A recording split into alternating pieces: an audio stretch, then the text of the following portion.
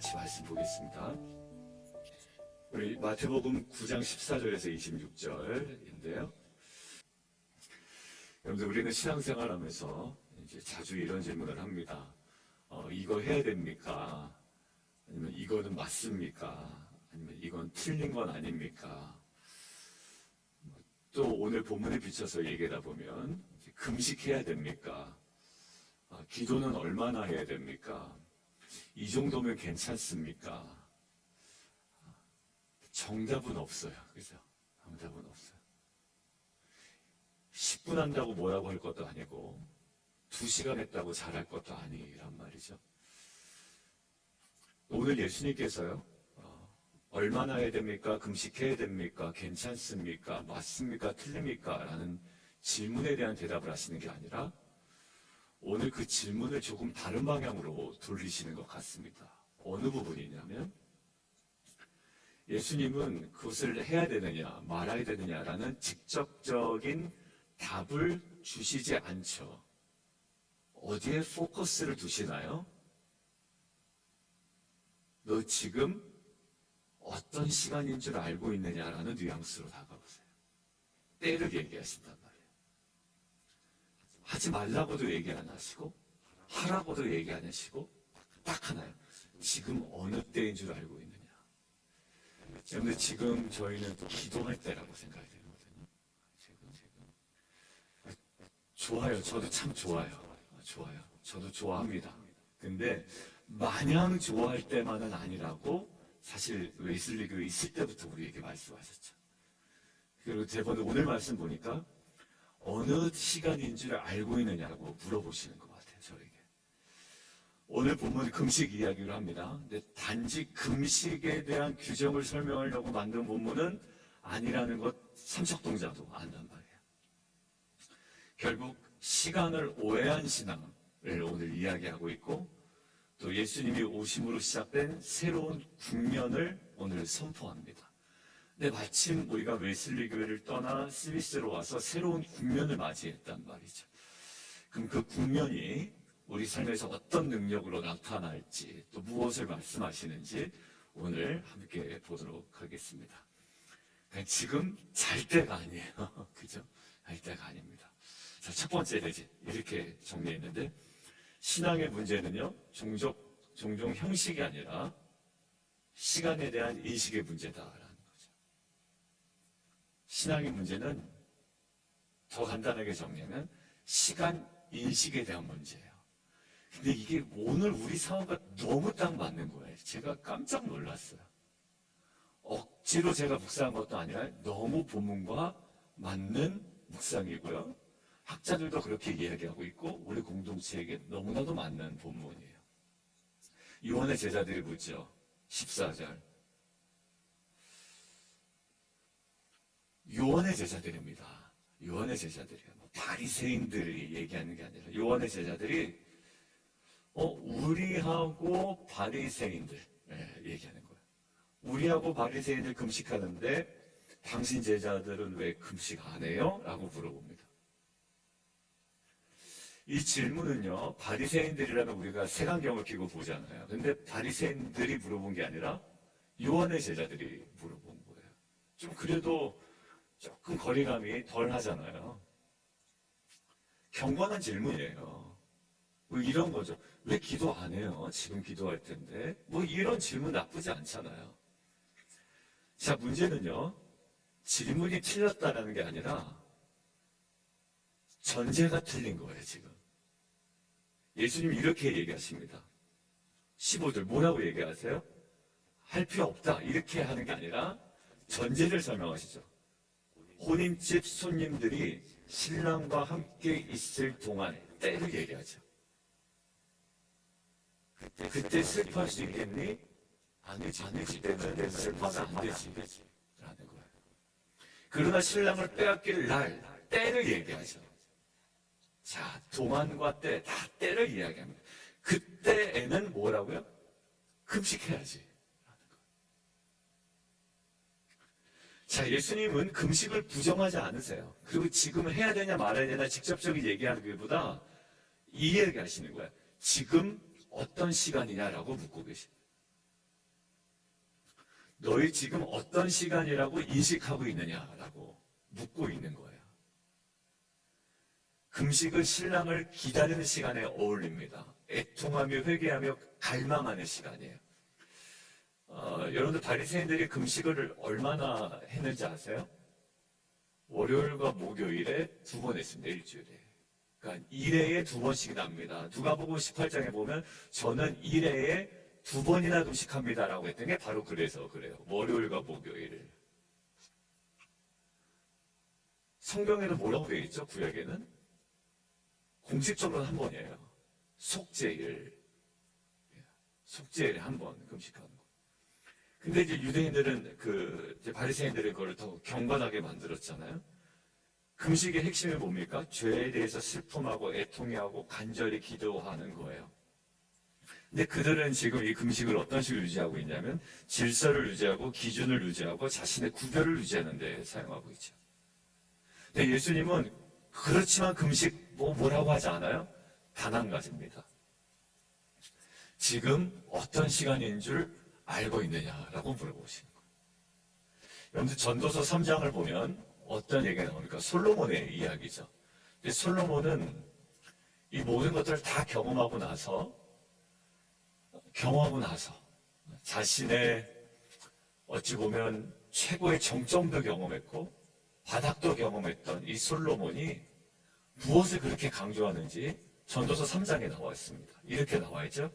범사에 뭐가 있다? 기한이 있다라는 거예요. 여기가 때를 잘 타고 들어가야 됩니다. 제가 청년 때 신앙생활 할 때 우리 청년부 목사님이 항상 그랬어요. 우리 청년들에게 파도를 잘 타야 된다는 거예요. 신앙도 파도 타기인데 딱 기도 타고 비상해야 될 때 함께 기도하고 비상해야 되는데 혼자 가만히 있지 말라는 거예요. 그때. 함께 기도해야 될 때 혼자 가만히 있지 말고 함께 웃고 있을 때 혼자 가서 기도한다고 굳이 자기를 내세우지 말라는 얘기예요. 그러니까 때를 정확히 알아라 이 얘기를 많이 하셨거든요.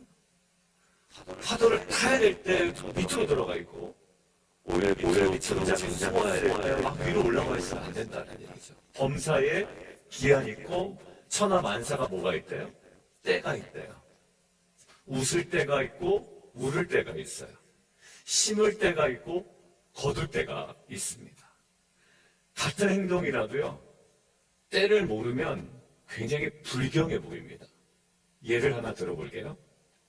장례식장에서 박수를 쳐요, 안 쳐요? 안 쳐요. 조사를 하러 올라왔어요, 가족이. 조사를 하러 올라왔는데 너무 감동이 되는 거예요. 그때도 박수를 안 치는 게 예의입니다. 아무리 설교가 그날 좋았어요, 장례 예배 때. 그래도 박수 안 쳐요.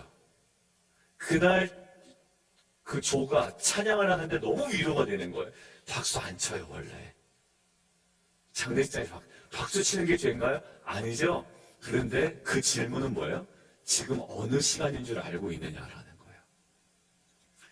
여러분들 근데 결혼식장에서 검은색 넥타이 매면 돼요? 안 돼요? 안 돼요.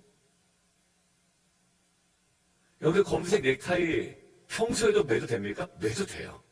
여러분들 오히려 양복 색깔과 어울리는 검은색 넥타이는요 굉장히 세련됩니다. 그런데 결혼식장에는 아닌 거예요.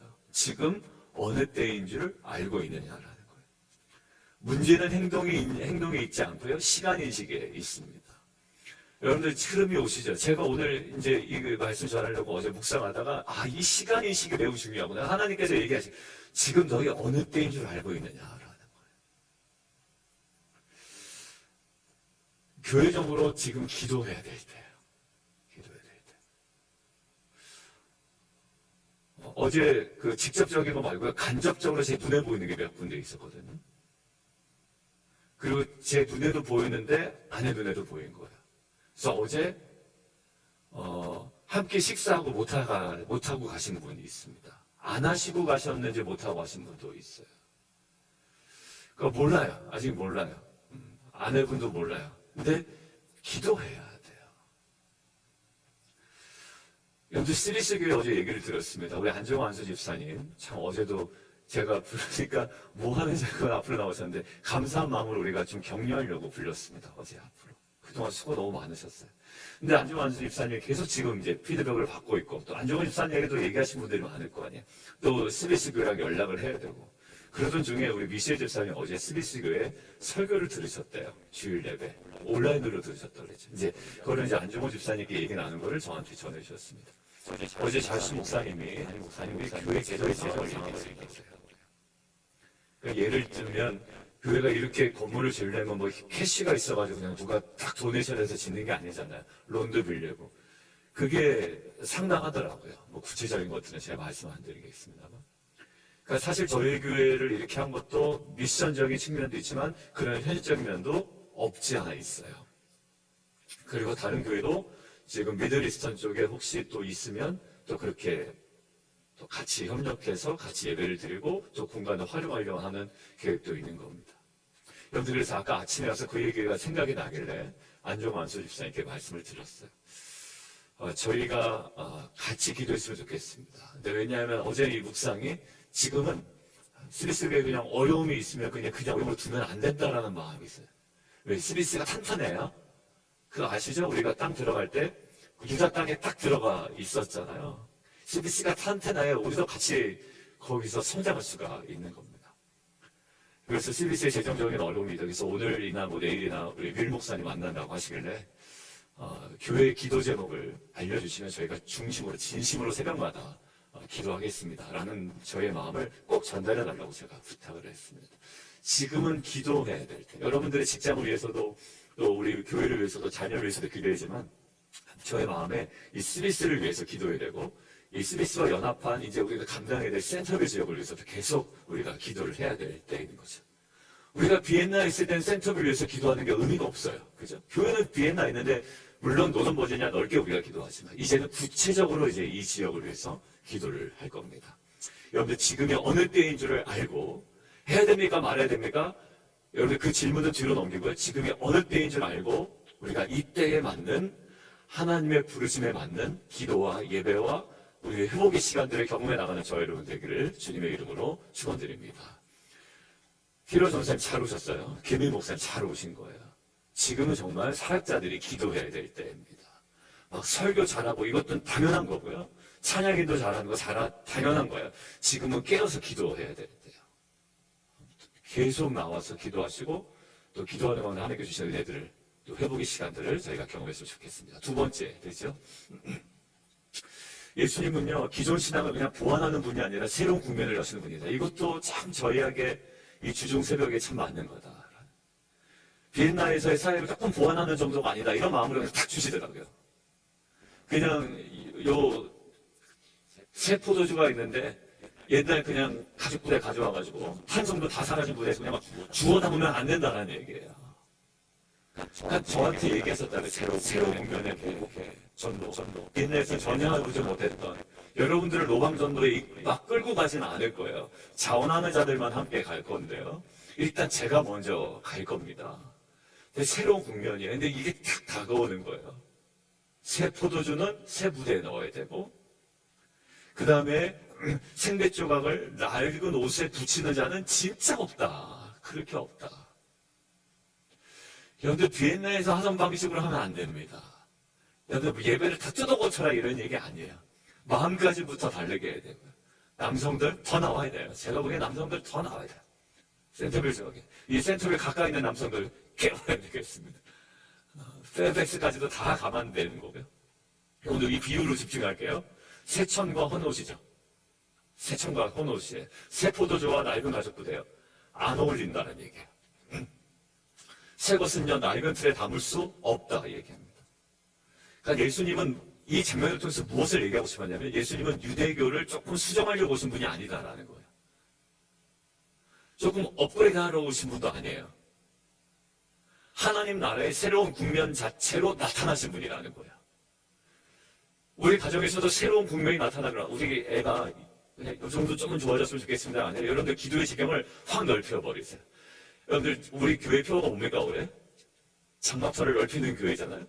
장막터를 넓히는 공동체 아닙니까? 기도의 지경도 넓히세요. 우리 자녀가 그냥 여기서 조금 좋아지는 정도가 아니라 업그레이드 되는 정도가 아니라 예수님께서 오셔서 유대교회를 완전히 새로운 종교로 만드신 것처럼 지금 유대교와 이 기독교를 같은 종교를 봅니까?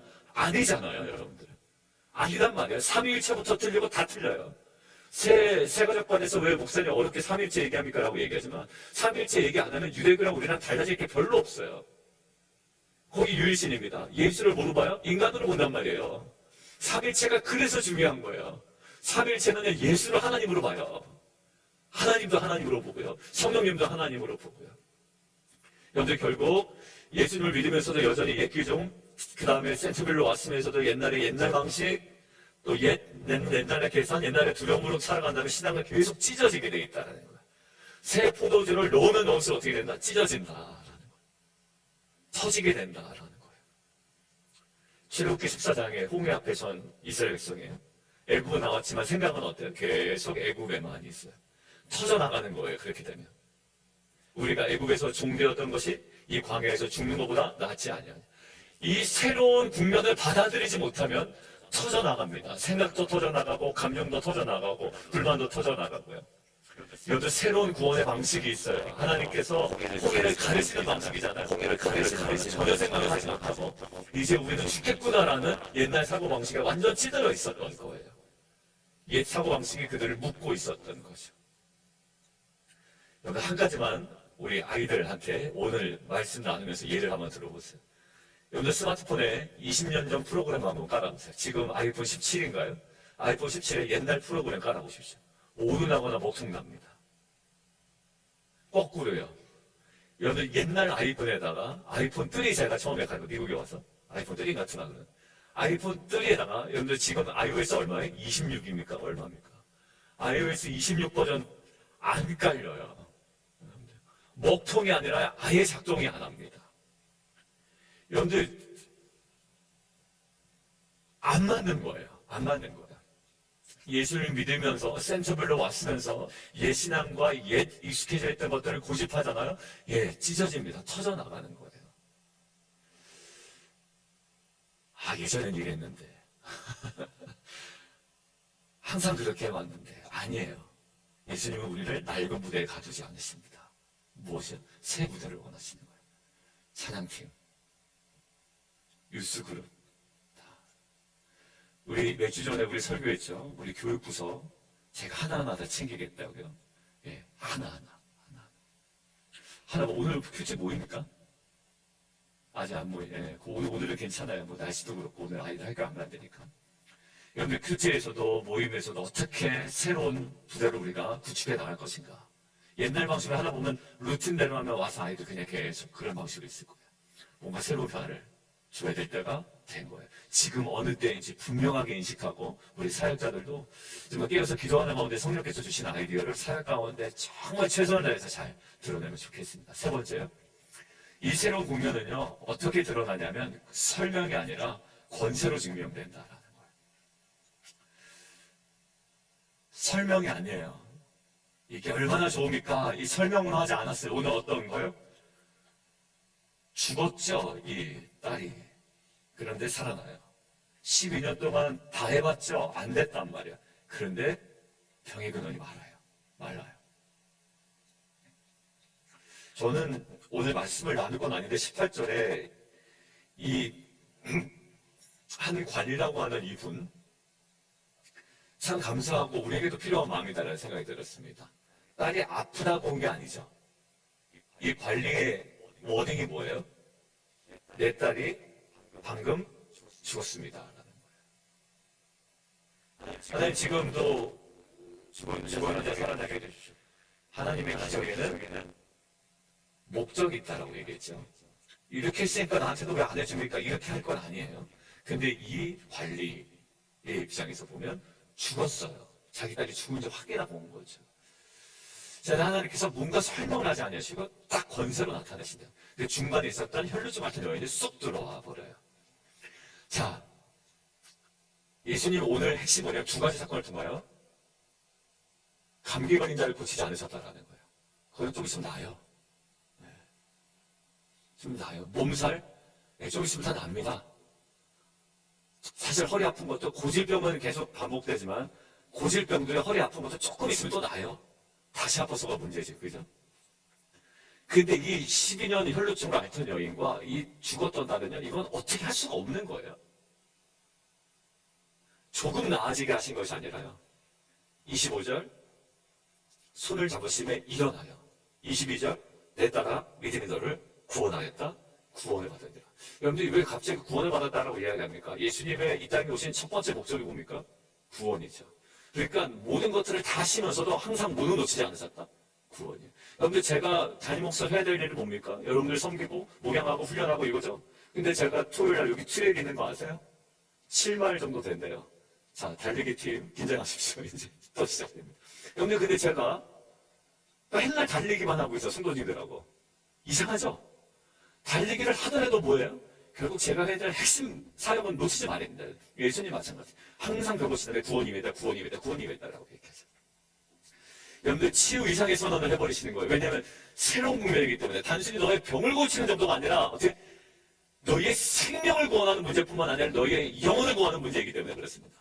병을 고치면서도 새로운 국면이지만 병을 고치는 지점에서 머물지 아니하시고 예수님께서 왜 오셨는지 진짜 너희가 바라봐야 되는 새로운 국면이 무엇인지를 알려주신다는 말이에요.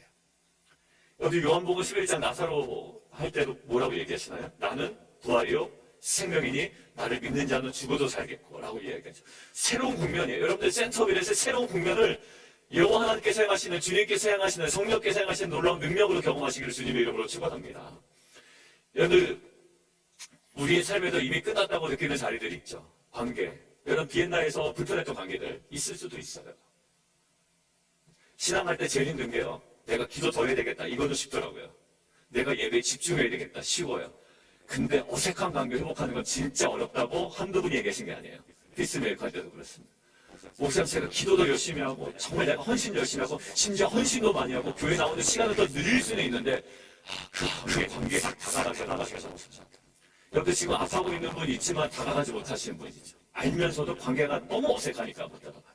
여러분들 새로운 국면을 여시는 하나님의 일들 앞에 여러분들 겸손하게 우리가 서서 관계 속에서의 새로운 국면을 맞이하시길 원합니다. 우리 자녀들과 씨름하죠. 자녀들과 씨름하는 관계 속에서 새로운 국면을 맞이하는 저 여러분에게를 주님의 이름으로 축원합니다. 사역도 마찬가지예요. 우리 뉴스 사역, 칠드런 사역, 우리 한돌, 또 사냥팀 EM, 또 우리 작년 모든 사역들, 손대접, 새로운 국면의 사역을 경험하기 원합니다. 여러분들 그렇지만 알게 모르게 섬기는 여러 가지 사역들이 있습니다. 또 구제 사역들이 있어요. 의실주사에 하고 있는. 이제 앞으로는 이 센터빌 지역의 이 구제 사역도 제가 하려고 하는 전도 사역과 더불어서 또 많은 지역이 확장될 거고 새로운 국면이 또 펼쳐질 겁니다. 여러분들 결국 우리가 포기했던 자리에서 12년 동안 혈을 좀 알았으면 포기할 때가 됐지요. 끙끙 앓다가 죽었으면 포기할 때가 됐죠. 근데 포기하지 않았어요. 근데 예수님 새로운 국면을 여시고요. 새로운 국면 가운데 무엇을 선포해요? 전혀 그들이 꿈꾸지 못했던 구원까지 선포죠. 구원받았다라는 거예요. 구원이 임했다라는 거죠. 여러분들 결론입니다. 오늘 가장 중요한 질문이 이거예요. 무엇을 해야 될까? 금식해야 돼요? 기도해야 돼요? 얼마나 해야 돼요? 이것이 아니라 지금이 어떤 시간인 줄 아느냐라는 질문 앞에 우리는 서야 됩니다. 예수는 지금도 우리 가운데 계시고 또 새로운 국면을 여시고 치유를 넘어 생명을 선포하시는 분인 줄 믿습니다. 우리 새롭게 이제 시작되잖아요. 잘 해왔는데 오히려 딱 새롭게 출발하는 이 지점에 브레이크가 잡힌다. 이거는 진짜 안 되는 거예요. 그것을 위해서 또 여러분들 기도해 주셔야 됩니다. 아는 대로 모르는 대로 그리고 느끼는 대로 여러분들 계속 기도해 주시면 좋겠습니다. 여러분들 같이 좀 기도하죠. 이제 말씀 붙들고 함께 기도하는데 하나님께서 주시는 마음이 시간을 분별하는 신앙으로 나아가기를 원하시는 것 같아요. 시간을 분별하는 신앙. 주님 지금이 어떤 시간인 줄 알게 하여 주옵소서. 그리고 은혜의 시간임을 보게 하여 주옵소서. 나를 붙들고 있던 그리고 낡은 틀들을 다 내려놓게 하시고 헌 가죽 부대 내려놓게 하시고 헌 옷 내려놓게 하시고 새 부대를 준비하도록 새 부대로 빚어주시도록 주님 역사하여 주옵소서. 그리고 이미 끝났다고 여겼던 자리 위에 다시 손을 얹어주시고 치유를 넘어 생명의 역사가 일어나게 하여 주시옵소서. 이 시간 주님으로 한번 부르고요. 함께 기도합니다. 주여 살아계신 하나님 아버지, 이 시간 우리가 살아계신 하나님 앞에 서 있습니다. 오늘 말씀 앞에 우리